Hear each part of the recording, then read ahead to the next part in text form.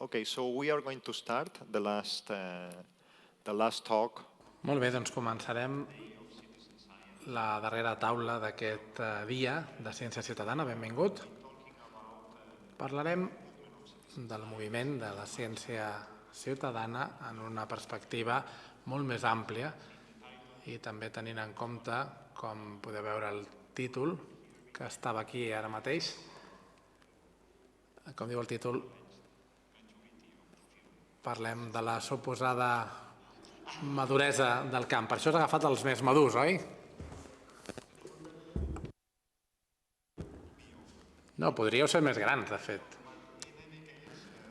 Però, en qualsevol cas, com la Lia ja ha començat la conversa, que és fantàstic, vull introduir breument les dues persones que tenim aquí, que és un gran plaer tenir-les aquí amb nosaltres, a Barcelona, perquè són dues figures clau de la ciència ciutadana a escala mundial, diria. Us presentaré breument el professor Murray Hackley, que està a l'University College of London, a Londres, professor de Ciències de la Informació al Departament de Geografia, però també, i això és una novetat també, és curiós, que és de l'Institut Learning Planet de París, és a dir, que combina aquestes dues grans ciutats. Espero que aprofitis el millor de cada ciutat. I és també un dels codirectors del grup Extreme Citizen Science, ciència ciutadana extrema, i els seus interessos són molt amplis. De fet, ell ha estat treballant en aquest camp durant molt de temps, en la terminologia de la ciència ciutadana també, però bàsicament és també el tipus de recerca que es fa en sistemes d'informació geogràfica i en una mena relacionat amb informació mediambiental també, aquesta mena de coses. De fet, has participat també en diversos projectes europeus i també has estat actiu tant en associacions de ciència ciutadana i associacions europees de ciència ciutadana. És un dels motius pel que és aquí, també per oferir potser la visió més europea, però també per intentar compartir una visió més global del moviment de ciència ciutadana. D'altra banda, tenim la Lia Shanley, que és directora de l'Institut de Ciències Informàtiques, que és afiliat de la Universitat de Califòrnia a Berkeley. També ha estat treballant abans al Wilson Center Commons Lab i ha tingut un paper clau en la combinació de ciència ciutadana i desenvolupament de polítiques a nivell dels Estats Units, però jo diria que també arreu del món. I crec que finalment, i això és molt important, ha estat també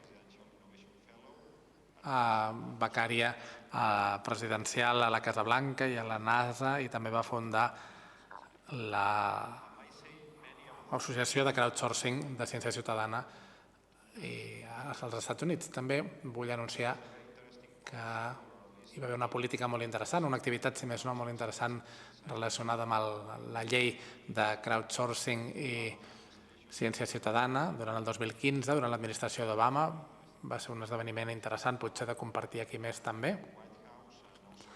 Un esdeveniment que es va fer a la Casa Blanca sobre ciència ciutadana i crowdsourcing i provisionament col·lectiu, i també ens pot parlar de la ciència ciutadana a un nivell més polític. Després d'aquestes breus presentacions, breus espero, hem preparat diverses preguntes, però òbviament el pla d'aquesta sessió és començar amb algunes preguntes, però després obrir també una mica la paraula al públic per parlar, per tenir un debat més endavant. Així que si teniu cap pregunta, preneu notes i dedicarem el temps necessari a respondre-les i a comentar-les. La primera pregunta que m'agradaria compartir, de fet, aquí amb els dos, té a veure amb el diagnòstic de l'estat de l'avantguarda de la ciència ciutadana.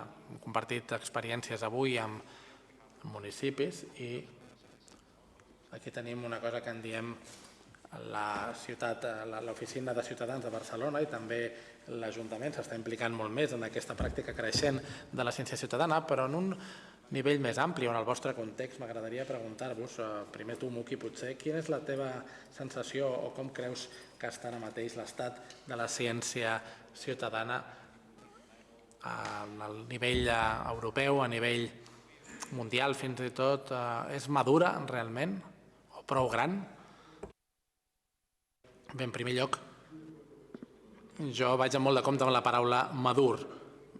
És interessant perquè quan venia cap aquí estava escrivint informes per a la comissió i he tret la paraula madura i l'he canviat per estar entrant en una fase productiva. És una altra manera de dir-ho. No vull dir madura, perquè sembla que sigui ja hem acabat, ja no necessitem finançament, tot està acabat, tot és enllestit. I, de fet, a Europa estem en una fase fascinant. D'una banda, mai no hem estat millor. Tenim l'Associació de Ciència Ciutadana, que ara mateix és l'associació més forta en termes de finançament i capacitat arreu del món. És aclaparador el nombre de projectes, porta com uns 20 projectes diferents. De fet, necessita ara contractar un gestor d'operacions, un director d'operacions per gestionar aquesta mena de coses a nivell comunitari. Després, si mires cap amunt, a nivell de la Comissió Europea, s'acaba d'acabar un exercici d'aprenentatge mutu entre 11 estats membres sobre polítiques i ciència ciutadana. I aquest exercici d'aprenentatge mutu no es va fer de dalt a baix des de la comissió, sinó que va ser Alemanya, Eslovènia i Portugal, que van anar a la comissió, a la Direcció General d'Investigació de Recerca, i van dir volem això, qui més vol sumar-s'hi? I la resposta va ser aclaparadora d'11 estats membres i va durar tot un any. I durant aquest any es podia veure com s'esdevenia el canvi en Romania, per exemple, que va entrar en el procés i que va acabar amb un nou programa de finançament. Hongria, per exemple, va crear també una comunitat de pràctica i altres coses que van passar. Va ser un procés molt maco de veure que no només de dalt a baix, que també passen coses, i veiem, per exemple, la recomanació de la UNESCO sobre ciència oberta, on la ciència ciutadana i els moviments alternatius de creació de coneixement estan entrant. També ho veiem en el COP15, la Convenció de Diversitat Biològica, que la supervisió de la comunitat i la ciència ciutadana està a les conclusions, fins i tot, i és una cosa que realment es porta als polítics perquè es comprometin a fer-ho en el context europeu. També tenim el que es diu la Convenció Obus, amb accés públic a informació mediambiental, on la ciència ciutadana s'esmenta, de fet, entre les eines electròniques. És a dir, que estem en una situació en què a nivell alt de polítiques tenim un bon acord, a nivell de la Comissió Europea tenim també un suport molt ferm i una bona disposició, i ara estem també en un període a Europa en què tenim finançament garantit, perquè si poses ciència ciutadana és més probable que et financin, i des de baix cap a dalt tenim també una comunitat forta. És a dir, que tot està fet, madurs, tot acabat i cap a casa. No, aquí està el problema. Hem de pensar en coses que al final d'aquest horitzó Europa, la Comissió Europea ens digui us hem donat l'empenta, ara heu de fer-ho vosaltres sols, i tenim 5 anys per arribar a aquesta estabilitat. En segon lloc, el gran obstacle de la resistència dels científics i la resistència dels funcionaris i altra gent en aquests sistemes que hauran de ser acceptats encara hi és, encara existeix, encara és forta i encara està on estava quan van començar fa 20 anys. I aquest canvi cultural s'està esdevenint a poc, però trigarem temps a arribar-hi. Per això hem d'aprofitar aquests 5 anys que estem en aquest període daurat pel que fa al finançament per dur a terme aquest canvi cultural, i potser haurem de mirar també canvis de comportament i altres iniciatives per veure com podem mantenir-nos en aquesta posició forta. I també espero que puguem ajudar a donar suport a altres llocs. Veig oportunitats, per exemple, per a la comunitat de ciència ciutadana europea que ajudi a Àfrica, a grups de la Mediterrània i altres, més que els que estan més a prop. I crec que seria una mica la descripció de la situació. Molt bé, gràcies. No sé quina és la teva perspectiva des dels Estats Units.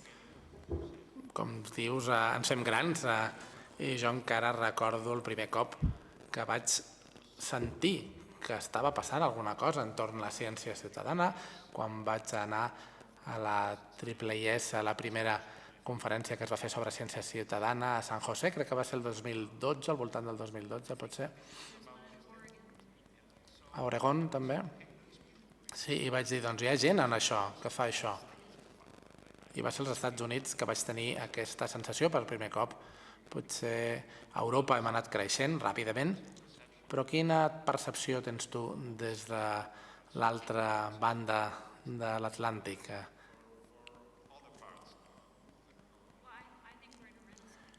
Bé, jo crec que estem en un renaixement, una renaixença de la ciència ciutadana. No diria que és vella, sinó que s'està renovant. Porta funcionant un segle, si no diversos segles, i com a camp acadèmic jo crec que els darrers 30 anys ha estat particularment forta. Crec que estem doncs, en aquest període de renaixement, de renovació, i em fa il·lusió veure com fa 10 anys parlàvem i ens centràvem sempre en la recollida de dades. La ciència ciutadana era sempre recollida de dades i ara parlem de ciència ciutadana amb contribució dels ciutadans a tot el cicle del procés científic, des d'identificar les preguntes de recerca, el desenvolupament d'hipòtesis, l'anàlisi de les dades, la interpretació, visualització, etc.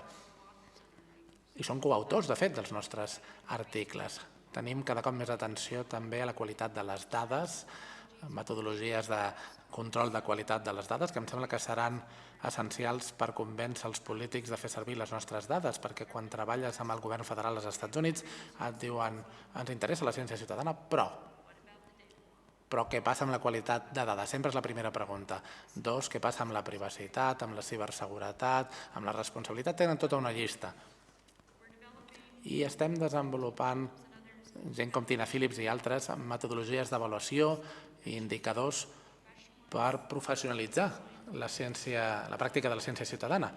Ens hem expandit també a la biodiversitat i ecologia, cap a oceanografia, astronomia i altres dominis de recerca on abans no hi érem. Quan vaig anar a alguna reunió de ciència ciutadana al principi, tot era gestió de recursos naturals, conservació, i ara veus disciplines molt diverses. I crec que també comprenem millor, de manera més sofisticada, la gestió de voluntaris, i això també és molt il·lusionant. Veure com es crea aquesta comunitat i entendre que no podem només demanar a la gent que vingui, sinó que els hem de donar dades, els hem de donar avantatges. Als Estats Units crec que estem força madurs en la part de política a nivell nacional. El 2011-2012 jo estava al Wilson Center, que és un think tank federal, un grup de pressió federal, i parlava amb una persona d'una agència, a la NASA, després amb una altra agència, de l'Agència de Protecció Mediambiental, i a tots els interessava la ciència ciutadana, però no coneixien ningú més a la seva agència que també estigués interessat, ni tampoc en cap altra agència. I llavors els vaig començar a ajuntar. I la nostra Fundació de Ciència Nacional ha estat finançant la ciència ciutadana des de fa força temps. Em sembla que en el camp de l'astronomia, per exemple, s'ha fet força cosa, però aquesta gent eren 1 o 2 a cada agència que no es coneixien i vam començar a convocar-los, a aplegar-los, a convidar-los a galetes, bàsicament. I van passar de 5 persones a 10 persones, a 30, a 100, i ara em sembla que hi ha més de 500 o 600 empleats federals que estan en el tema de la ciència ciutadana. Per això ens agrada pensar que va ser un moviment de base d'empleats federals. No va venir de dalt, del president, de l'administració, sinó que va venir de les agències federals, dels membres del personal que els apassionava la ciència ciutadana, implicar el públic i volien plantejar aquestes qüestions. Tanmateix, el repte que es van trobar és que els advocats federals els deien no teniu autorització per fer això. Això no ho fem, de què parleu? Això no es fa. I aquest va ser l'obstacle que vam veure que necessitàvem legislació que aclarís explícitament l'autorització que sí, les agències federals poden fer servir la ciència ciutadana en les seves operacions per informar polítiques, no només finançar projecte a projecte, sinó fer-la servir en les operacions diàries del govern. Però llavors vam veure també l'obstacle que les agències federals estaven interessades però no sabien com posar fil a l'agulla.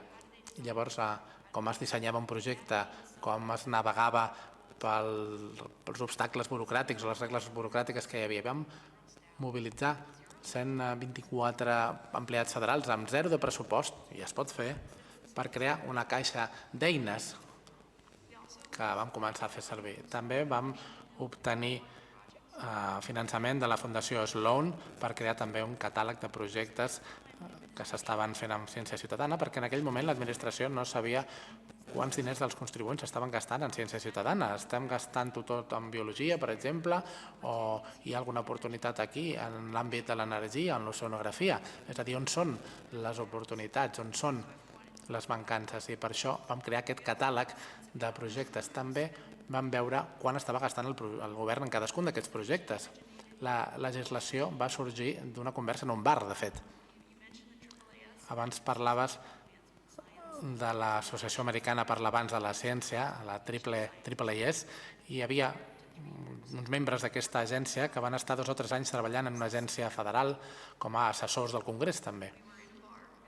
Jo també era una d'elles i estaven amb la happy hour d'un bar prenent uns còctels i jo estava dient com d'engrescada estàvem la ciència ciutadana i em van dir per què no vens a la nostra oficina i ens expliques més, i això va portar una reunió, després a una altra, i després els vaig dir home, 10 persones més amb qui pugui parlar en el govern i en les comunitats de ciència ciutadana, a l'acadèmia, i això va anar creixent, i al cap d'1 o 2 mesos ens van dir doncs volem fer una llei.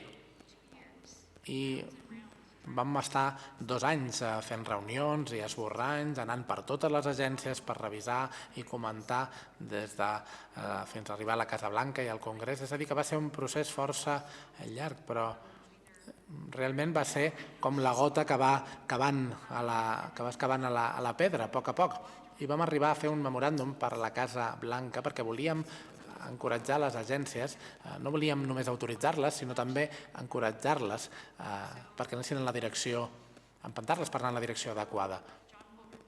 I vam començar des de John Holder, que és assessor científic del president Obama, que encoratgés a les agències a fer servir la ciència ciutadana sempre que fos possible, quan fos adient, que els donaríem finançament addicional per això, sobretot en aquell moment en l'àmbit del clima, i volíem que cada agència designés algú que seria l'enllaç per representar la ciència ciutadana perquè el personal de l'agència es posés al ritme, perquè tinguessin els contactes adequats, i amb el temps cada agència va desenvolupar la seva estratègia.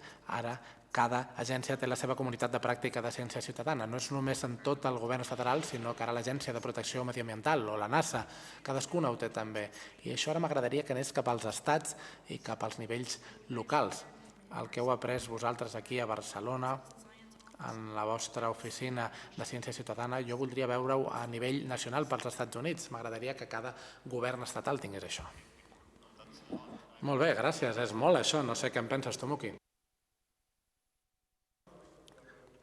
Bé, un altre aspecte també d'aquesta transició als Estats Units és que és interessant perquè hem dit que la qüestió és l'acceptació per part dels científics i el sindicat geofísic dels Estats Units ha estat fomentant durant molt de temps l'intercanvi, que és una mena d'activitats de comunitat científica. Van crear, de fet, una nova revista sobre ciència comunitària i tenen recursos per a la pràctica de la ciència ciutadana, i l'experiència que tenim, comparat amb l'experiència que tenim a la Unió Europea, ja estan realment impulsant molt aquest àmbit i ho estan comunicant amb una de les principals comunitats de científics als Estats Units. És a dir, que això ens està portant cap a aquest canvi de comportament. Sí, de fet, volia parlar també sobre això que diu el Muki. La maduresa és que ara tenim associacions professionals de ciència ciutadana en molts dels països desenvolupats, oi? I estan avançant en el camp de la ciència ciutadana. Encara hem de desenvolupar aquestes associacions professionals a països, per exemple, del continent africà, el sud-est asiàtic, però està començant també. Però Muki té tota la raó, perquè hem de pensar més enllà dels nostres compartiments i la Unió Geofísica, el Sindicat Geofísic dels Estats Units tenen com més de 4.000 membres, tenen realment poder de pressió a Washington, és enorme, però també hi ha els oceanògrafs i altres científics i ens hem de ficar en cada compartiment, en cada societat científica que podem, hem de ficar també la ciència ciutadana. No és només la nostra veu, sinó que hem de fer que altres defensin també la ciència ciutadana.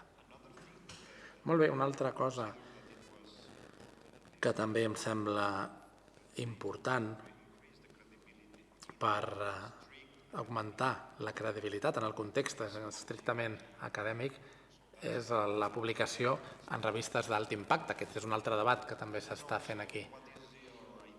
No sé quina és la vostra idea en aquest sentit. Quins són els reptes més importants? Ja has esmentat alguna cosa al respecte, parlaves de les dades, també de la reticència d'alguns acadèmics, però quina mena de reticències encara esteu detectant? Parlaves que hi ha algunes revistes ja, oi?, que estan en marxa, diguéssim, però alhora, almenys aquí a nivell nacional, ens veiem molt obligats a publicar en les revistes de més alt impacte. I llavors, perquè he de treballar amb la ciència ciutadana, s'hi porta molta feina, ja s'ha comentat abans també, no? El Fede ho deia, però has d'anar en compte també, ho deien els professors de la primera sessió, com a professor hem d'anar en compte perquè aquestes coses funcionen. I cal un compromís més ferm en comparació amb altres pràctiques més habituals científiques. No sé què en penseu. Bé, jo començaria amb una anècdota de comparació de dues revistes. Jo conec eLife, per exemple, que és una revista sobre ciències de la vida, i van esdevenir força radicals en l'experimentació que fan en la revisió entre iguals, la preimpressió, revisió entre iguals oberta i altres mecanismes força revolucionaris. Ells es poden permetre fer això perquè treballen en una àrea establerta de la ciència. Si comparem això amb la meva experiència en la pràctica en dues revistes que existeixen en l'espai de la ciència ciutadana, creiem que hem de ser molt conservadors perquè nosaltres hem de lluitar per la legitimitat del camp encara. Per això volem seguir les pràctiques estàndards per poder ser acceptats. Però el que és interessant és que l'any passat, si mires Citizen Science Theory and Practice, aquesta revista que comença a tenir reconeixement, que comença a ser citada en altres publicacions i és ja número 8 en revistes multidisciplinars, que realment em va semblar impactant quan ho vaig veure, perquè les dues primeres són el Nature i Science i nosaltres som número 8. És a dir, que és força impressionant. I, de fet, estem esforçant-nos molt en el factor d'impacte, també perquè gran part de la comunitat implicada en la ciència ciutadana eren també acadèmics i per estar en una revista amb factor d'impacte és una cosa que els sembla crítica també. Pels companys d'Austràlia, per exemple, no poden ni tan sols publicar en revistes que no estiguin indexades en factor d'impacte. El que veiem amb tot això, doncs, és que, el que deia abans també, que aquesta reticència ve sobretot dels científics, és allà on veiem la resistència principal. I si bé accepto que la qualitat de les dades és important, crec, o la meva pregunta habitual per als científics que em venen parlant de la qualitat de dades, els dic, jo em poso en contacte amb l'agència que us ha finançat i els dic que afegeixin la qualitat, un pla de qualitat de dades a la proposta, perquè realment això us preocupa.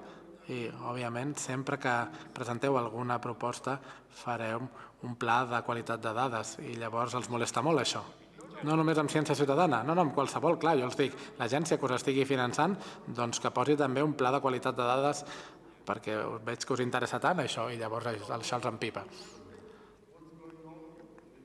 I això t'explica una mica com van les coses i que en realitat la qualitat de les dades és una excusa perquè no saben gestionar aquesta mena de dades i altres coses.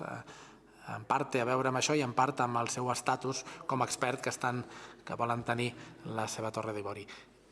I per això parlem d'aquest canvi cultural, aquest canvi de comportament. I en el context europeu ha estat molt sorprenent que el Consell de Recerca Europeu comencés a enviar senyals ja l'any passat que els interessa la ciència ciutadana, perquè és una cosa de la que no volien sentir abans i que ara realment els interessa i que volen veure propostes. I veiem altres exemples d'això amb l'associació Marie Curie i altres agències i associacions científiques que ens poden dur cap a un canvi de comportament, cap a un canvi cultural i més exemples de com podem tenir científics d'elit o ciència d'elit que no es podria fer sense ciència ciutadana i que estem acumulant exemples en aquest sentit, però també haurem d'educar els administradors de les universitats i altres en una cosa crítica també, però que li deixo a la Lia que ens ho comenti. Lia, a la part ètica també, però no vull parlar d'això. Bé, la pregunta de la qualitat de les dades, sempre sorgeix, és cert.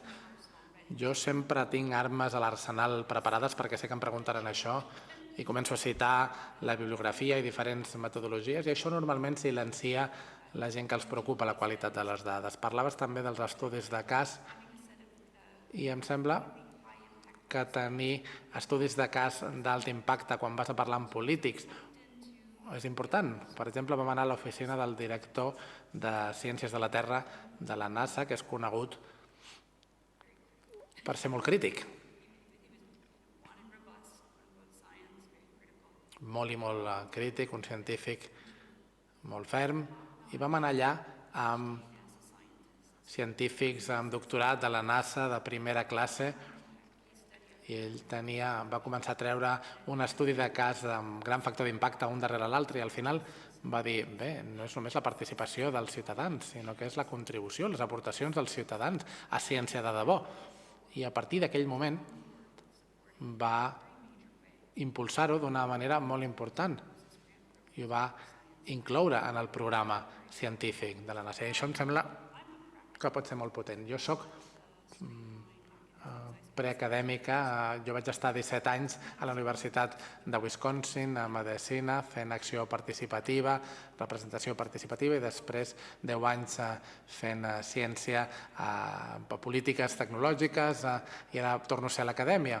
És a dir, que de vegades hi soc, de vegades no, però quan et preocupa el veritable impacte social de la teva feina, per exemple, les citacions, perquè hi ha aquest biaix, però en algunes universitats, com la de l'estat d'Arizona, que abans en parlaven, tenen un professor de pràctica i permeten que la gent que els interessa portar la recerca a l'acció, tenir un impacte de veritat, que no han de ser els nombres de citacions més importants, sinó que he treballat en 4 lleis, per exemple, això també es valora.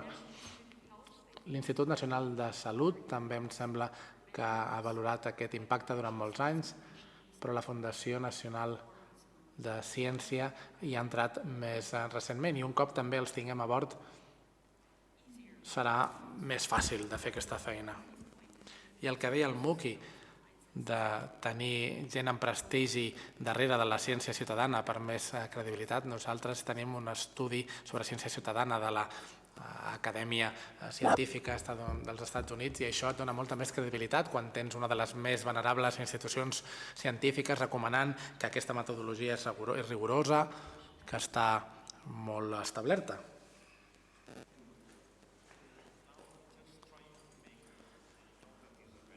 Molt bé, sé que és una pregunta difícil i potser és una sobresimplificació de la situació, però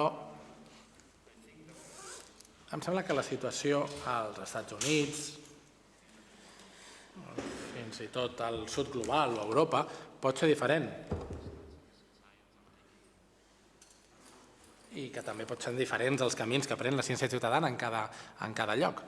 Quina percepció teniu de les diferències?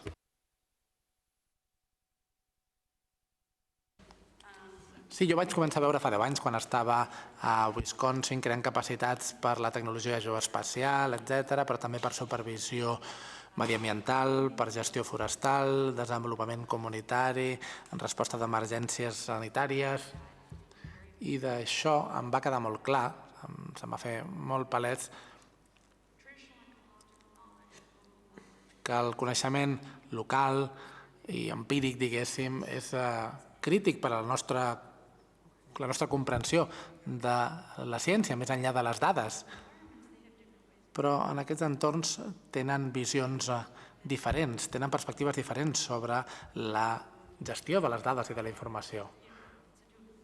Per comparar-ho, als Estats Units, en un govern de comtat, per exemple, si recullen dades d'aigua, per exemple, o dades de qualitat d'aire, o dades viàries, poden estar a disposició pública. En diuen dades obertes, tu pots anar allà i te'n donen una còpia.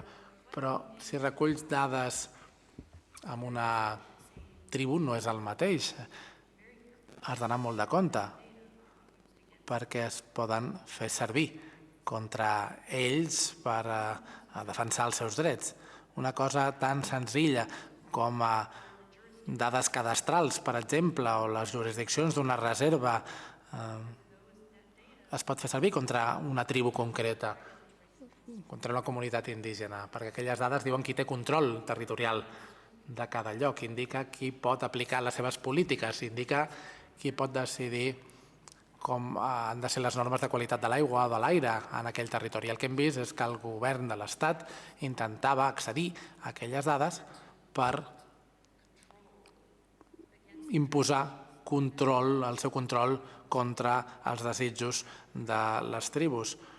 I de fet hi va haver un cas al Suprem en què es van recollir dades de l'ús de l'aigua d'algunes tribus i es van reclamar. No sé si heu sentit del principi dels cuidadors, que vol dir que has de tenir respecte de les dades de les tribus i de com volen ells que es gestionen aquestes dades. Hi ha un grup que està treballant en aquest sentit de com fer un seguiment de la procedència de les dades de comunitats indígenes i diferents estratègies de com s'hi implanten aquests principis. Bé, en el context europeu veiem els exemples de la diversitat cultural que tenim la sort de tenir a Europa. I això crea unes dinàmiques interessants dins la ciència ciutadana, que van fer-se molt aparents durant aquest exercici d'aprenentatge mutu, que per cert podeu trobar tots els informes al respecte i tot el material a internet. Ha estat tot completament transparent. Si busqueu ciència ciutadana, exercici d'aprenentatge mutu, ho trobareu. I ha estat molt interessant, com dic, per veure com diferents sistemes, perquè tenim sistemes completament diferents, científics, en diferents llocs, en diferents països, a tota Europa. En alguns llocs pot estar més estructurat entorn a les universitats i competitivitat, o potser aquí, o a França hi ha sistemes nacionals de recerca més les universitats i moltes altres estructures. I a més tenim també diferents llengües i fins i tot dins de cada país hi ha diferents activitats també de la societat civil, la qual cosa és també un bon indicador del voluntariat, etc. I tot això en l'àrea de la ciència ciutadana ens diu que ho hem de tenir en compte quan parlem de diferents activitats. Això, per exemple, és en projectes com Plastic Pirates, que és un projecte per mesurar la contaminació de plàstics a rius. Va començar a Alemanya, després ha anat també a Portugal i altres països europeus, i a cada lloc s'ha hagut d'ajustar una mica i s'ha hagut d'informar de com es feia, i tots ens estem familiaritzats, però el tema d'escalar-ho també és complex, perquè de vegades l'escalat o dimensionar-ho no té a veure només amb tenir més gent, sinó que potser s'ha de fer una llengua diferent, que potser s'ha de pensar en un escalat més profund, en el sentit de profunditzar més en alguns llocs, en diferents grups que se n'encarreguin, i després hi ha coses que també van més enllà de les fronteres europees. En alguns casos tenim comunitats lingüístiques, per exemple, França, que pot estar vinculada a les comunitats francòfones d'Àfrica, o a Gran Bretanya amb diferents grups lingüístics dins la Commonwealth, etc. I es creen diferents oportunitats. Però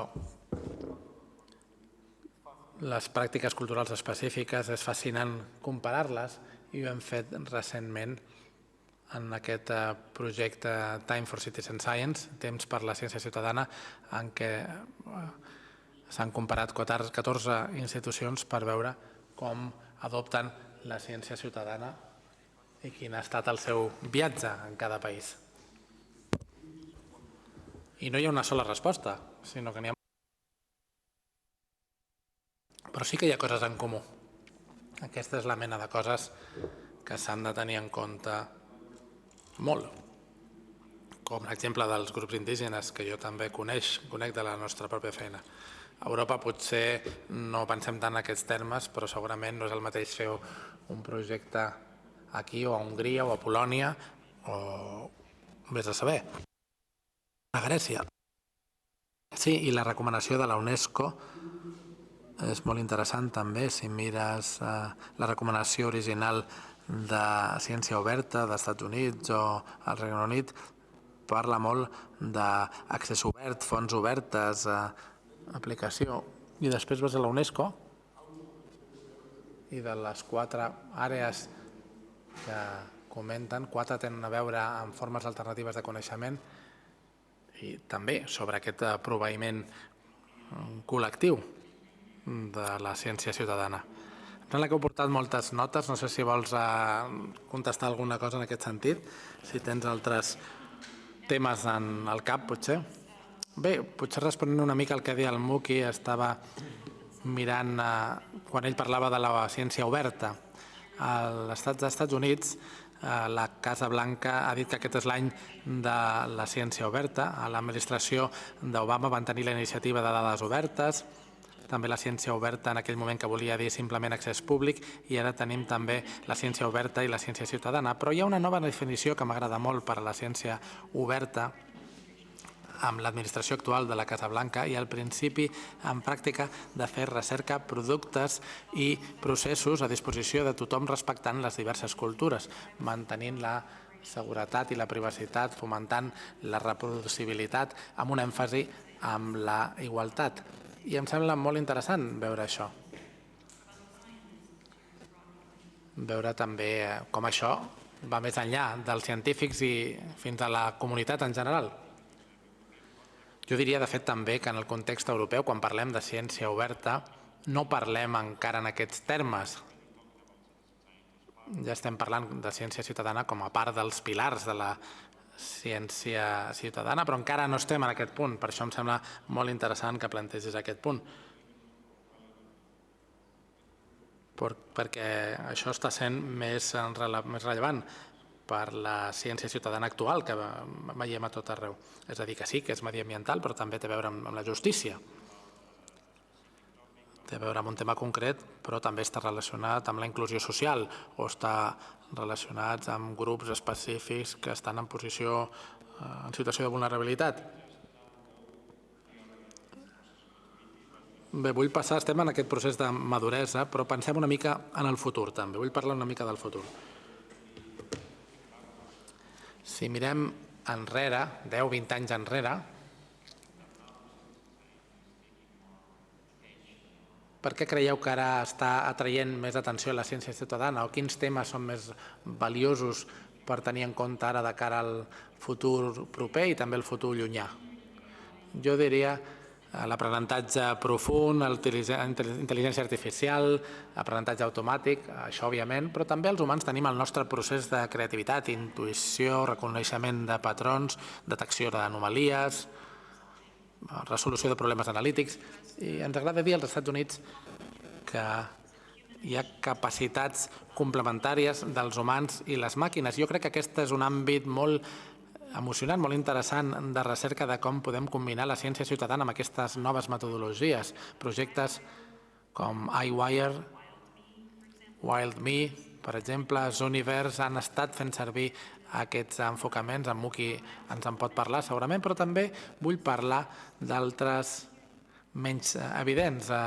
computació al núvol, per exemple. La ciència ciutadana són petits compartiments de dades. Potser podem fer que estiguin a disposició més àmpliament, escalar, com deia abans en Muki. Crec que hi ha un gran repte en aquest sentit, coordinar totes aquestes dades que estan separades. També eixamplar la participació. Ens centrem en la tecnologia en el futur, però jo crec que ens hem de centrar en la diversitat, la inclusió, la diversitat i la justícia. Aquest és el nostre futur. I després, des d'un punt de vista de polítiques, si més no a nivell dels Estats Units i segurament també a Europa, ens hem centrat molt en finançar projecte per projecte i com comencem a operativitzar la ciència ciutadana al govern perquè sigui essencial per a la presa de decisions al govern. Com ho escalem, com deia el Muki abans, perquè hi hagi estàndards comuns i bones pràctiques, perquè hi hagi un projecte de supervisió de l'aigua en aquesta comunitat i un altre en aquella altra comunitat i que després ho puguem escalar perquè sigui per tot l'estat de Califòrnia i més enllà a tots els Estats Units. I després escalar-ho a nivell internacional, fins i tot. Crec que aquestes són les coses interessants de cara al futur. Necessitem fulls de ruta o marcs estratègics per integrar la ciència ciutadana en els estatuts locals, en les legislacions estatals, federals i directives de la Unió Europea.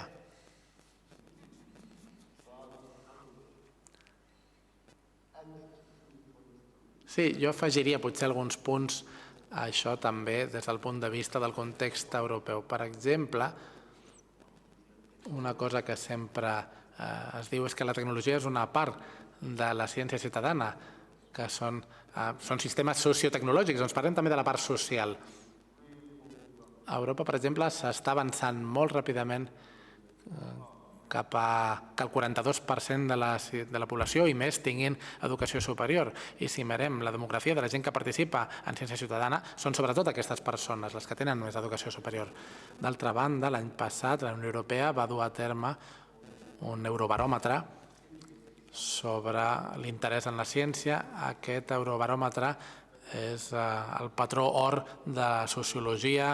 Són milers de persones entrevistats durant una hora parlant de moltes coses i hi ha un element de fet de ciència ciutadana que es demanava en aquestes entrevistes als participants i el que ens mostra és més l'interès del 12% de la gent que deien que els interessaria participar en projectes científics. Si comparem això amb el principal projecte de ciència ciutadana que coneixem a Europa, que seria Big Golden Birdwatch al Regne Unit, el millor any 2021 pel confinament hi va haver 1 milió de persones, que serien un 1,8% com a molt, tirant amunt el 2% de la població. Doncs tenim moltíssim potencial, moltíssim marge encara per seguir augmentant en la part social. Aquest seria un aspecte. Però després, tornant a l'aspecte tecnològic, crec que hem de pensar en el que ens va donar realment la pandèmia, que va ser una acceleració en les tecnologies de la ciència de la vida, com la seqüenciació, el PCR, per exemple, que ha esdevingut molt més barata i ara hi ha moltes màquines de PCR a tota Europa que van sorgir de la pandèmia. Això i la capacitat de fer coses ens permetrà fer coses com ADN mediambiental, per exemple, quan agafes una mostra i mires el soroll, diguéssim, en totes les espècies que existeixen. I jo crec que podem arribar al punt en què puguem agafar informació d'una planta, per exemple, directament i altres coses simplement perquè és més barat de fer. I després pots aprofitar també per a l'escalat la ciència ciutadana. Si ho fessin els científics, per exemple, i haguessin de recollir mostres de tot el país, potser no podrien, mostres de terra, per exemple, però si ho fan ciutadans, llavors sí, es pot fer i és assequible i és viable. És a dir, que hi ha tot un àmbit dins de les ciències de la vida que fins ara no hi hem accedit perquè estava més bloquejat i era molt complexa, que està evolucionant també d'una manera molt interessant. Sí, i de fet sobre això també hi ha el projecte Zoe, que es deia el de seguiment de símptomes del Covid, 4,7 milions de persones van contribuir a aquest projecte i ara l'han expandit més enllà del Covid per estudiar altres aspectes sanitaris, per exemple, la grip intestinal o altres.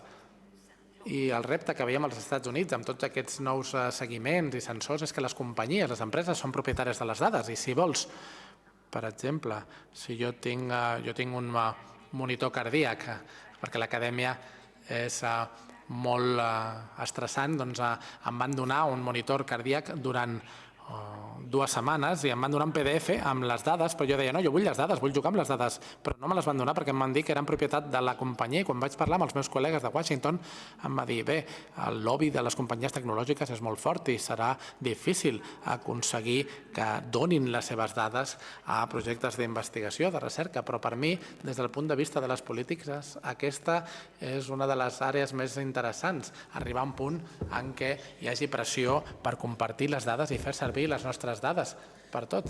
Potser es pot fer un projecte sobre això, que es digui humans oberts o alguna cosa així. Perquè els autoquantificadors, diguéssim, hi ha exemples fabulosos d'això. Hi ha un lloc web, de fet, on hi ha un sistema que et permet de posar-hi les teves dates i decidir després amb qui i en quines condicions vols compartir-les, però també fer-la servir tu mateix. És a dir que sí, la ciència ciutadana ja ha entrat en la vostra àrea. Bé, i entremig m'agradaria fer també una altra pregunta. No sé si podem també tenir un micròfon perquè ens preguntin des del públic i per poder encetar un debat, perquè portem 3 quarts d'hora parlant, que està molt bé, però crec que hi ha més veus aquí que també ens interessaria sentir.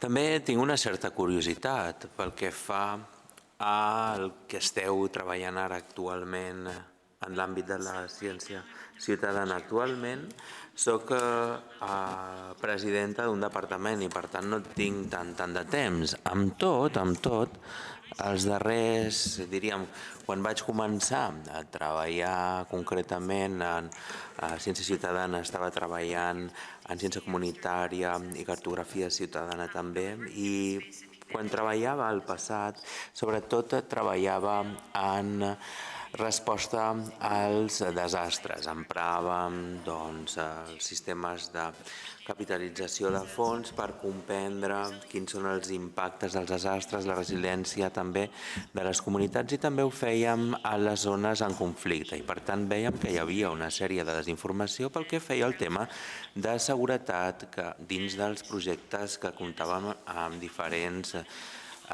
fons de recursos. Estava el 2014-2015, abans de les eleccions del 2016.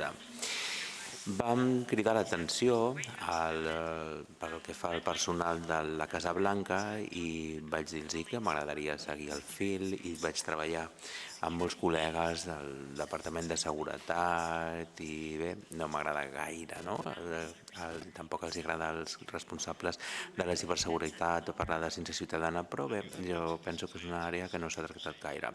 I la ciència ciutadana té alguna cosa a dir? Sí, un exemple que potser no hauria de dir perquè tocaria a tu, sí, crec que el DARPA va fer alguna cosa molt interessant que s'anomenava el Shredded Challenge. I què van fer? Van fer un trencaclosques, van escanejar tot un seguit d'informació, els van dir als equips com podrien posar aquests papers d'una manera més ràpida, el trencaclosques, i podrien construir el trencaclosques. Un d'aquests equips era un equip que treballava amb crowdsourcing i era un dels equips que estaven liderant-ho. I alguna cosa va succeir. Un dels voluntaris va començar a moure les peces del trencaclosques en la direcció incorrecta i estava confonent les persones i els voluntaris que estaven contribuint. Estaven liderant i de sobte, bé, les persones van perdre, de veritat, la capacitat que tenien. Van perdre la moral perquè s'anaven desalentant. Què va passar, no? Després van perdre, evidentment, aquest repte i posteriorment van rebre un email que deien: heu patit un acte de pirateig.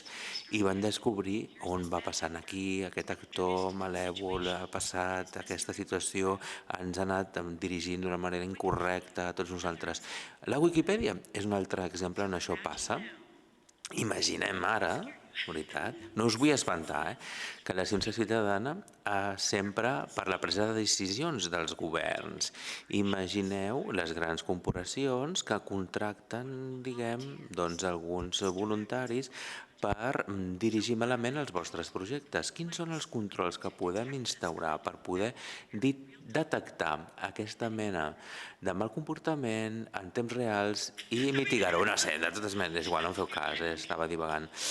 I tu, Moki, bé, en termes de treballar precisament en aquest tema després de 15 anys, no? Ja es remunta, no?, a quan ens vam trobar tant de temps parlant de maduresa, no sé, que era la conferència LG, crec que estàvem asseguts a un sofà i vam parlar durant 3 hores, veritat? Parlant de maduresa, crec que ha passat molt de temps, bé, al final... Sí, i vam parlar també una mica d'Arhus, sí, això és un altre tema, però bé, la qüestió era la següent.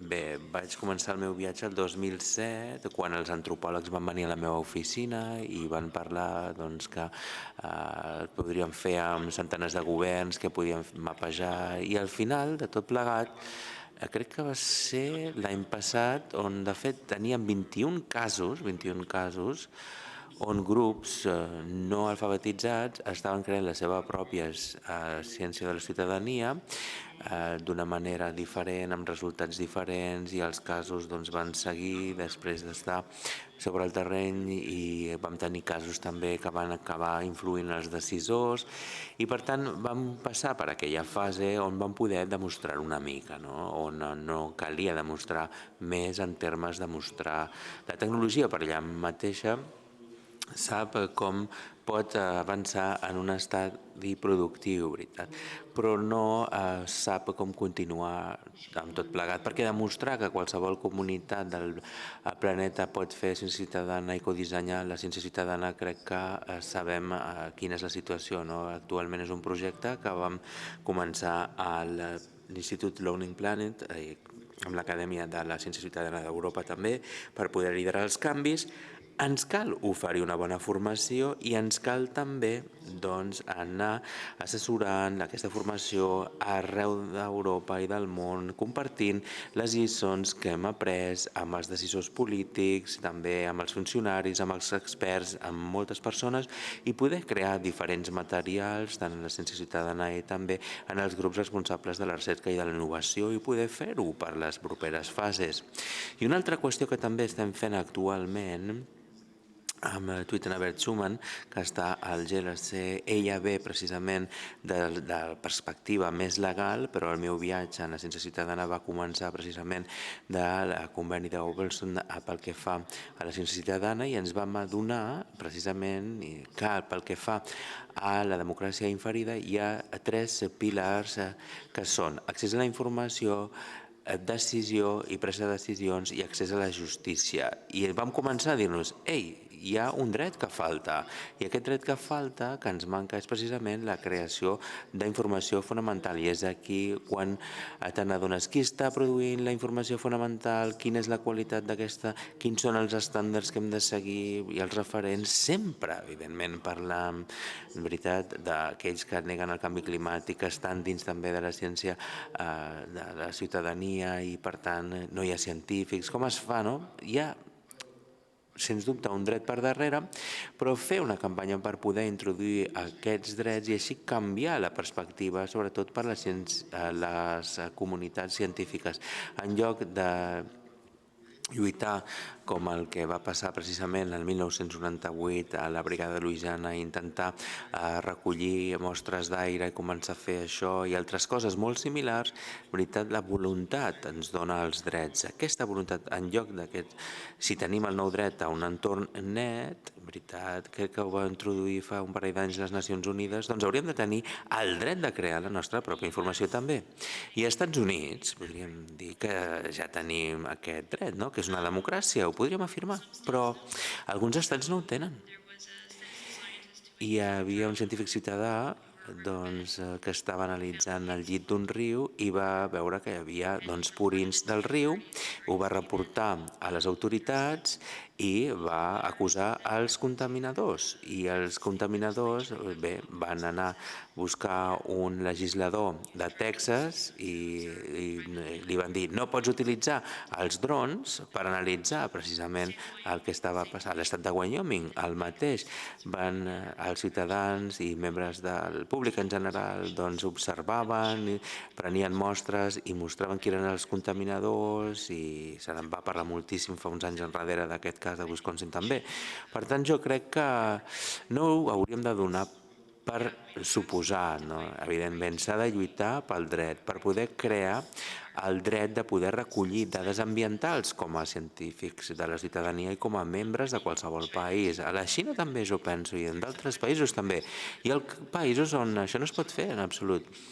La Xina és un cas fascinant, sincerament. Hi ha un dels meus estudiants que està acabant precisament el seu doctorat respecte a la ciència ciutadana i recollida de dades sobre l'aigua a la Xina. S'està democratitzant la ciència i llavors hi ha mecanismes de control per part de l'Estat en les polítiques locals. El problema, com sabem, la Xina és un país enorme, hi ha molts membres del partit controlant coses en diferents llocs i hi ha un contracte social entre els polítics i la població en el seu conjunt que tracten sens dubte amb els polítics, no? Vostès tenen una bona vida, ens deixeu estar... És a dir, una mena de contracte social que està funcionant més de 30 anys ara, no?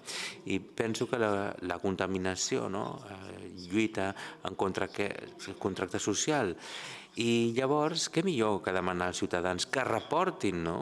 Quan hi ha aigües contaminades, hi ha un projecte que s'anomena Aigües Contaminades i Aigües Pudentes, on la gent va a Twitter i ho reporta. Aquesta informació després es comparteix obertament, si va al Ministeri del Medi Ambient a Beijing, al final torna, veritat, al lloc on s'ha produït amb qualsevol mena de mecanisme i acaba acusant el contaminador local. És molt interessant el que està passant com a dinàmica, no? No és el que normalment estem habituats com a ciència ciutadana, però funciona en un sistema, no? Una mica diferent.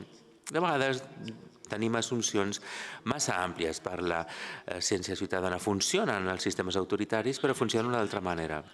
Jo crec que en Tim Dowie estava fent moltíssima monitorització de la qualitat de l'aire i sobretot estava fent més assessorament o coaching més que formació. Hi ha alguna pregunta? No sé si algú vol compartir algun comentari, alguna idea... Estem d'acord amb tot el que hem dit? Sí, sempre m'ajudes. Sí, sisplau. Hola.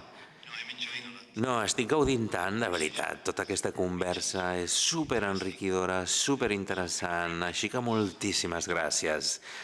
Estic disfrutant moltíssim i aprenent alhora també. I això m'està ajudant també. Ja sabeu, no? Esteu connectant tantes coses que teniu com a pensaments o que heu pensat.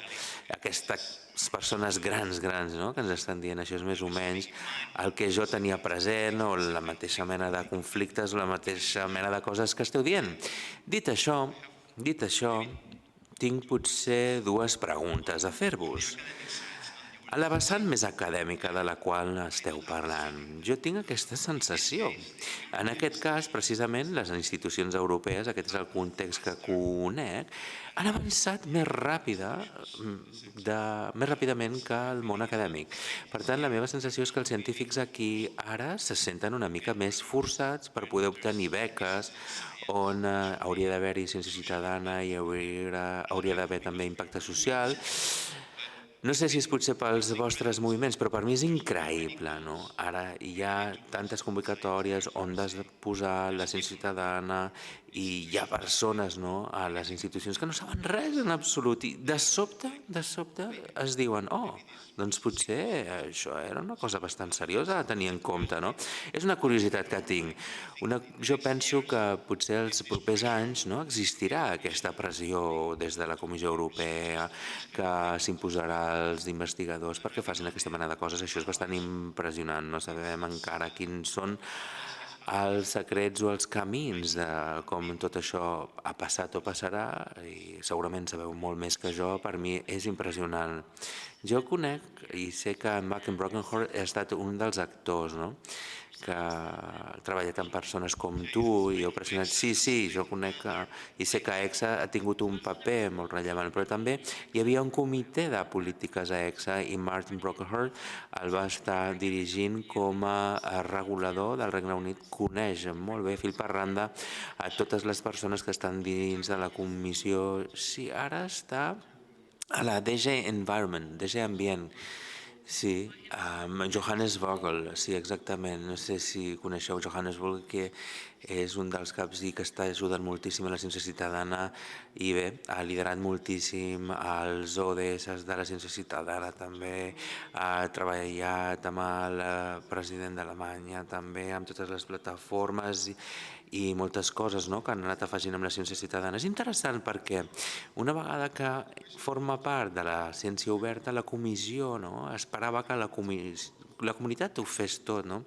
Jo penso que això forma part de perdre la paciència, però no per la ciència ciutadana. És interessant dir-ho. Jo crec que s'ha perdut la paciència per l'accés obert. Es va donar una dècada per fer el canvi i no esteu avançant de cap manera. Seguiu publicant en diaris tancats i per tant no us forçarem, no? I planificarem això i altres coses. Amb la ciència ciutadana jo diria que és un mecanisme que funciona per la comissió en termes de perspectiva social científica, no? Si tornem enrere als programes anteriors, necessitaven mecanismes especials, instruments especials d'aquesta mena per pressionar la ciència social en això. I ara és molt més comú i freqüent pel consorci, no?, i pensar, això és un problema que jo puc resoldre, necessito un científic social. El FT7, bé, jo vaig treballar en algun projecte com el científic social, no? Era important dir, mireu, aquests són els científics socials. Jo crec que això passarà com a mínim al principi i es dirà, aquí tenim el problema de la ciència ciutadana, ho podeu resoldre per mi, és de gran ajuda per persones diferents, com per exemple la ciència pel canvi, que ho ha fet molt bé, també està fent fantàstic, i també altres pimes que estan implicades, també Sticky.in a Bèlgica ho està fent molt, molt bé com a resultat de totes aquestes activitats. I per tant, comencem a veure això com, ja sabeu, punts d'excel·lència que poden oferir aquests serveis i s'incorporarà en les pràctiques i també hi ha la transformació institucional que es produirà. Per tant, arribarem a un moment que les institucions es diran tenim molta ciència ciutadana, volem tenir un despatx de ciència ciutadana, no? Un exemple molt bé és el COG aquí a Barcelona, el Centre per la Reglamentació en Genòmica, que és una de les institucions que deia no hem de fer això, són coses pels altres, però de sobte s'han posat a participar en un projecte per poder passar, no?, i establir, diríem, les activitats de ciència ciutadana amb la implicació ciutadana. I al final d'aquest lustre estarem en una posició millor. Però és una cosa, i és per això que sento que és important, perquè el meu sentiment és que després d'aquest període, de veritat, haurem de tornar a lluitar per obtenir fons, perquè bé, estarà escrita la reglamentació i s'haurà de fer així, no? Haurem de veure quins són els punts, hem de passar aquests 5 anys per establir, veritat, correctament la ciència ciutadana a les universitats i a d'altres indrets, i per tant estarem salvats de 2027 cap endavant. Les polítiques no passen de la nit al dia i no passen només amb una conversa aquí o allí. Als Estats Units desenvolupem una estratègia respecte a com podem fer les coses i com podem obtenir un contacte, quina és l'estratègia de comunicació. Totes les peces avancen envers aquest objectiu. El que no veig que estigui passant a les associacions de ciència ciutadana, tenim un grup que treballa amb les polítiques, tenim advocats, tenim l'Escola de Dret de Harvard, està mostrant-se fermament, amb gent que treballa molt dur, amb bon cor, però sempre els diem, els piquem a la porta, ei, teniu a tothom aquí que saben com treballar amb els decisors polítics, que poden ajudar a comprendre el paisatge perquè els consells prenguin decisions i que puguin formar i poder navegar. Mai ens han arribat.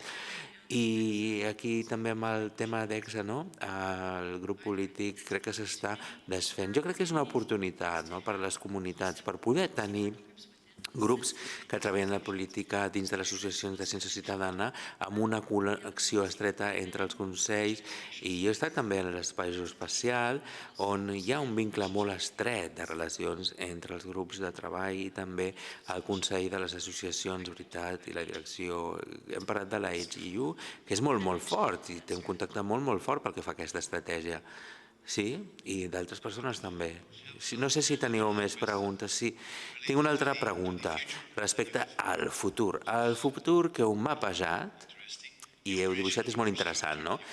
El responsable d'infraestructures operacional i del que heu parlat és molt important perquè alguns d'aquests projectes necessiten coses a llarg termini, en funció del tipus de projectes que necessiten. La majoria d'ells són a llarg termini i es necessiten institucions que comprenguin que es tracta d'un sistema sociotecnològic i que requereix, i penso que és important també, fer pressió. M'agradaria dir el següent en aquest futur que veiem. Com podem apreciar les tensions? Sempre veig tensions des de la meva experiència amb la salut pública respecte a empoderar a les persones i incorporar a les administracions públiques aquesta tensió. Abans estava dient precisament que de vegades realment el que vols és empoderar les persones i oblidar l'administració pública.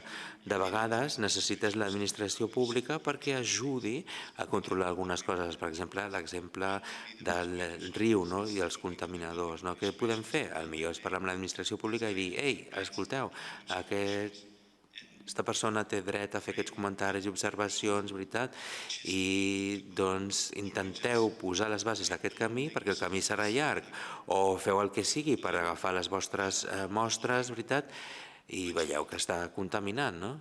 Jo crec que han de ser amb dues coses. Sempre penso que de dalt a baix i de baix a dalt, les coses és que emergeixen de baix cap a dalt, però es necessiten els decisors polítics. Si no, tothom està una mica per dins, agafant dades, els decisors polítics volen agafar les dades i al final no es fan les accions que s'han de fer. Abans estàvem parlant a l'hora del dinar, es necessita estar en harmonia amb els científics de la ciutadania que parlin amb els decisors polítics perquè els decisors polítics puguin veure quin és el benefici, què és el que volen assolir i trobar aquesta conjunció. Així que penseu que el futur s'ha d'anar construint aquesta mena d'espirals. No és com, diguem, ei, fem-ho tot de baix a dalt i generem la major quantitat de dades possibles. No sé, diríem que és una espiral repetitiva. Podem fer-ho durant molt temps amb ciutadans que creïn les dades o que mostren el problema, o podem fer amb espirals petites per trobar la solució. Jo crec que no hi ha una altra manera, no? Potser? És difícil, Sí, és difícil, però també alhora diríem que és la mena de coses que ens hem de plantejar, que els decisors polítics han de plantejar-se, i la implicació dels experts, de les agències, veritat, i saber des d'on es parteix i on es vol arribar. Una de les coses que no m'agrada quan se'n classifica com a científic ciutadà és que tot i estar escrit als textos, veritat, sempre diuen el que està dalt de tot és el millor. Jo crec que no és el plantejament, és erroni. Jo recomano molt fortament que quan les persones, les institucions o un grup d'institucions comencin precisament contribuint. Definiu tot. Definiu com s'han de recollir les dades. No passeu per la cocreació. La cocreació pot ser molt frustrant per tu, pot frustrar els participants i bé, pot frustrar, no sé, els científics de la ciutadania i dir que no funcionen, i això, bé, pot ser una oportunitat bastant bona pels científics en certa mesura. El que s'ha de fer és comprendre tothom, que tothom està en un viatge i que lentament hem d'anar treballant envers la cocreació. No tenir la cocreació pel simple fet de tenir la cocreació com si fos el sistema més ràpid, no? Les persones implicades en la ciència ciutadana, sí, ara que teniu experiència i qualsevol... Si algú, per exemple, doncs va una pime que té experiència en això i els hi diu «Ei, podeu venir a treballar amb nosaltres per poder fer cocreació?» Fantàstic, molt bé. Això podria ser un bon model, però si intenta cadascú fer-ho per si mateix, jo penso, bé, em temo molt que realment el resultat serà pèssim. Hi ha una pregunta més allí? Hello. Moltíssimes gràcies per aquest debat tan interessant. Em plantejava el següent, tornant una mica amb la ciència oberta, ho heu esmentat abans respecte a les empreses, que han de tenir el dret fins i tot de tenir dades personals i pensar una mica com a la Unió Europea. Els darrers 7 anys està treballant a la Unió Europea i al sector públic i sembla que les coses han anat progressant envers a pensar més en la ciència oberta i demanar més aplicacions per poder tenir fons, però has de saber i explicar molt bé com faràs les coses i saber com faràs les coses des de la perspectiva de la ciència oberta. Però després hi ha una altra tendència que és difícil, que entra en conflicte en certa mesura amb el principi de la ciència oberta. Per exemple, com es pot tenir dret a tenir un pla de negoci, com es podrà vendre el resultat. Com que soc una responsable del sector de la sanitat, sempre que l'objectiu, penso, seria millorar la salut dels ciutadans i no necessàriament guanyar diners amb aquesta activitat. Així que m'agradaria saber si veieu alguna manera perquè ambdues coses puguin funcionar bé, és a dir, com es pot vendre tot i poder avançar també envers a la financiarització dels productes, de la teva recerca i alhora també treballar envers, diríem, aquesta utilització de la ciència oberta. No conec gaire el llenguatge del màrqueting a Europa, però quan sento la paraula màrqueting no penso només en la comercialització de la ciència ciutadana. Nosaltres, al món acadèmic, subestimem la comunicació i el màrqueting de les idees que nosaltres investiguem. Jo crec que Helen el que intenta dir també està precisament dins del marc del fons europeu i d'una manera més educada l'anomenen cultura de la sostenibilitat. Al cap i a la fi suposa com podré mantenir el projecte viu després de tenir els fons, però està molt a prop de la idea que estaves exposant tu abans, que és precisament aquest, diríem, què és exactament aquest? És a dir, ells estaven desenvolupant tot plegat i hi havia en certa mesura una mena de conflicte a l'interior. Per exemple, Grateful Dead va ser un dels primers grups de música que podien portar casets per gravar als concerts i podien gravar el que volguessin. I les coses van funcionar molt bé per aquell grup. Donar les coses gratuïtament però tenir beneficis perquè les persones al final aniran més al teu concert i altres coses.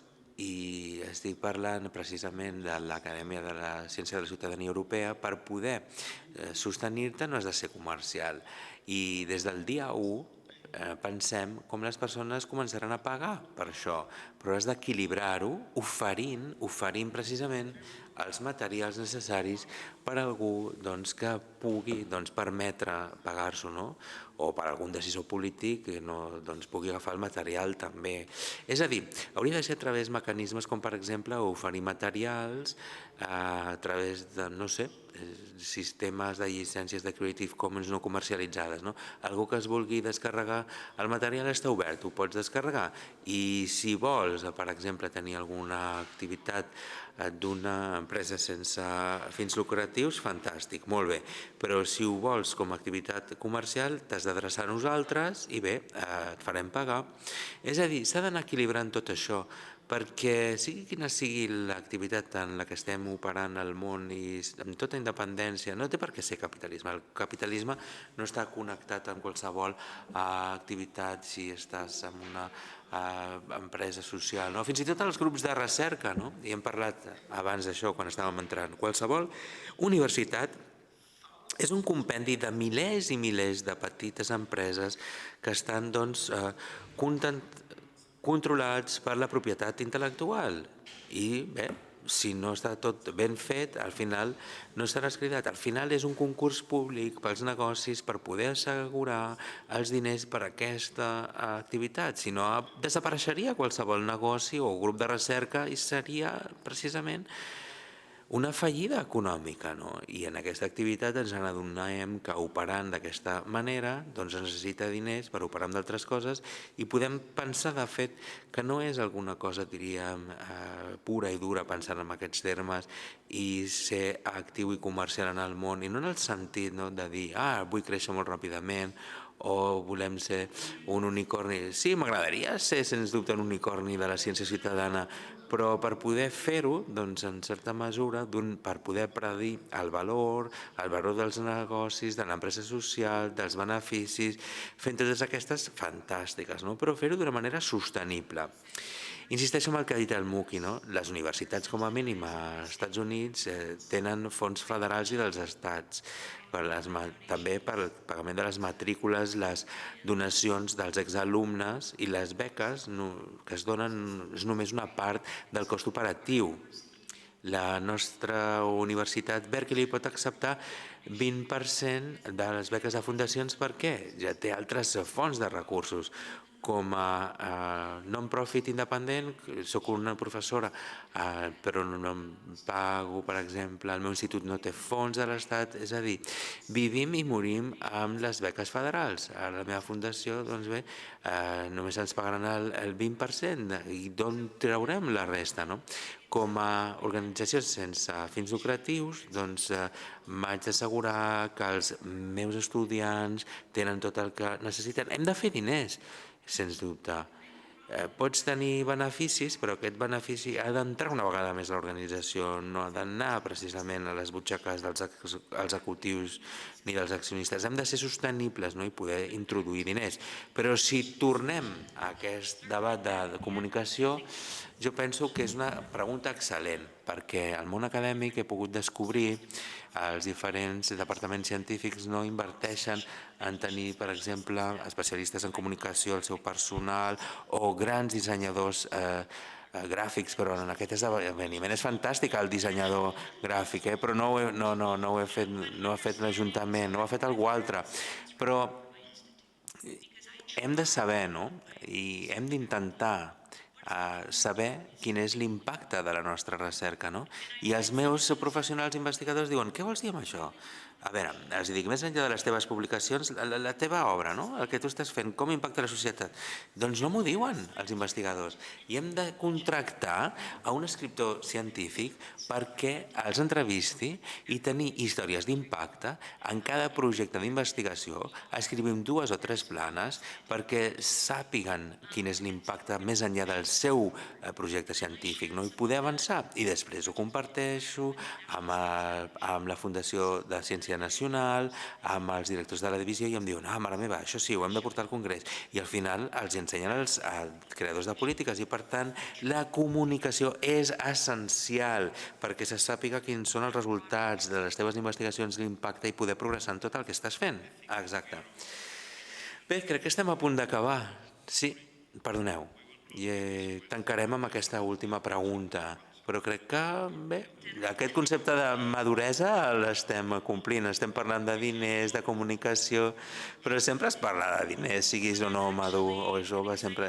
I és una àrea molt entusiasmant de la ciència ciutadana, sens dubte, perquè la ciència ciutadana per informar les polítiques i després ja les polítiques per informar i donar suport a la ciència ciutadana. Hi ha una àrea que considero que no està gaire desenvolupada, és l'economia de la ciència ciutadana. Hi ha hagut un seguit de pocs estudis, no sé, alguns estudis d'inversió, però tinc col·legues que tenen fons de Nasdaq que es diu, i tenen un think tank a Washington, que miren el valor econòmic de la informació ambiental i també l'observació de les dades polítiques, i se n'adonen que el valor del que han fet tenen milers de milions de dòlars en valor.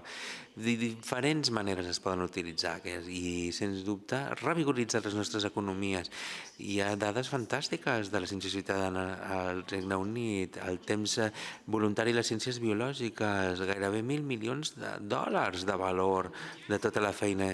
I tenim, veritat, més fons que poden, i també s'ha avaluat, com si totes les dades demogràfiques mostren que tenim un excés de representació d'estudiants de doctorats i per tant s'hauria de calcular durant el període de postdoctorat i persones amb màsters, veritat, si es converteix en aquests valors, el valor explotaria. Sí, imaginem, per exemple, l'oficina de l'alcalde o el president d'un país se'ls diu això val milers de milions de dòlars, al final copsem la seva atenció. Sí, al final és un exercici molt interessant a fer. Sí, sisplau, passem a la pregunta. Sí, exacte, perquè està esperant amb el micròfon a la mà i crec que haurem d'acabar també. Haurem de cloure i després podem seguir amb la nostra conversa, si voleu. Cap problema. Moltíssimes gràcies. Molt interessant aquest debat. Em temo que tinc una pregunta des d'una perspectiva o un angle molt diferent. Considero que estaria bé dir que tots nosaltres som fans de la ciència ciutadana i donem suport a tot el concepte, certament, però de vegades em trobo en projectes o iniciatives que penso que potser en algunes iniciatives com a mínim intenta controlar la ciència ciutadana perquè ens interessa a nosaltres com a investigadors i com a professionals en el terreny, i tinc la sensació de que potser pressionem per proveir la ciència ciutadana com un concepte i no construir sota la demanda de les comunitats o les prioritats que en tenen. Quina és la perspectiva que teniu respecte a allò que està motivat per la demanda o no? I quin seria llavors, diríem, la línia potser per pressionar el concepte de proveir, de provisionament en contraposició a la demanda existent a les comunitats. L'última paraula te la deixo per tu. Bé, jo penso que és una pregunta brillant, i alhora també molt important, on sí es pot veure en molts àmbits, on es pensa en l'univers que els envolta. És per això abans parlàvem del fet que el 2% de participants, i mirem les enquestes, que després hi ha un 12%, però també, per altra banda, hi ha totes les altres persones que d'una manera molt contínua estan pensant en aquestes comunitats més àmplies. El mateix passa, per exemple, amb els científics. De fet, quan fem un cop d'ull als científics, a un estudi que m'encanta citar, que es va fer al Regne Unit, que demostra que el 88% dels científics mai comparteixen qualsevol informació de la recerca en cap xarxa social, no parlen amb la seva família, no els hi expliquen a ningú, s'ho queden només per a ells dins de l'entorn del negoci o dins del cercle professional i en cap altre context. I, per tant, bé, en primer lloc el que has d'aprendre és precisament saber el que ella ens ha dit respecte a com comunicar la teva recerca i després fer el següent. I això ho hem de pensar com a ciència de la ciutadania. Parlant dels missatges amb els científics, jo també trobo ara que és molt important adreçar-se als científics i dir no, el que esteu fent és, o ha d'encaixar amb la ciència de ciutadana, hi ha com emprar i escollir la ciència ciutadana. Moltes vegades se'ns diu no utilitzis ciència ciutadana per això o per allò, i jo crec que això hauria de passar, la salut pública i d'altres àmbits també de la ciència, per saber on està el potencial, quina mena de problema suposadament hem de tractar, i alhora també hem de descobrir què és, una línia que he desenvolupat abans respecte al crowdsourcing. Mai es fa crowdsourcing perquè vulguis, sinó perquè has de tenir crowdsourcing. I això, en la major part dels casos, hi ha algunes excepcions, per suposat, com qualsevol llei, és només un comentari, però al final te n'adones que els diferents organismes que tenen els recursos, veritat, no es molesten, els científics doncs, prefereixen recollir les dades per ells mateixos, etc. Conforme anem creixent, doncs ens porta a pensar on precisament l'aprovisionament de les dades. Hem de tenir unes normes, diríem, un conjunt de màrqueting d'idees per saber quina mena de problemes podem presentar amb els científics. Necessitem introduir encara, perquè aquests 88% de científics no han sentit mai a parlar de la ciència ciutadana. Estic avorrit de presentar als científics la ciència ciutadana, però jo sé que haig de seguir-ho fent perquè m'adreço a públics i contextos on la gent mai havia sentit a parlar-ne i per tant s'ha de dir els contextos adients, veritat? I potser caldran 10 o més anys, no? I seguir presentant i presentant i presentant. Però cal continuar fent-ho sense parar. I això és alguna cosa que té a veure amb augmentar la consciència abans fins i tot d'aquesta qüestió de la demanda i l'oferta. Sí, hi ha una sèrie de principis guies que implica la ciència ciutadana on només pot contribuir. Si es pot fer d'una altra manera més fàcil, més econòmica, doncs fantàstic. No perdis el temps. Molt bé, moltíssimes gràcies. Gràcies per aquests moments fantàstics. Jo crec que ara som més madurs. Gràcies per la vostra sabidoria. Així que penso que sí, ens estem convertint en vinagre de tan madurs que som. Bé, podem seguir la conversa fora, a l'aire lliure, sobre el terreny, al camp de treball, com la Bienal avança i com a ciutadans científics hi haurà més activitats també. Avui, fins diumenge, aquesta nit, esteu tots convidats a seguir participant en la ciència d'aquesta manera. Moltíssimes gràcies, gràcies, gràcies.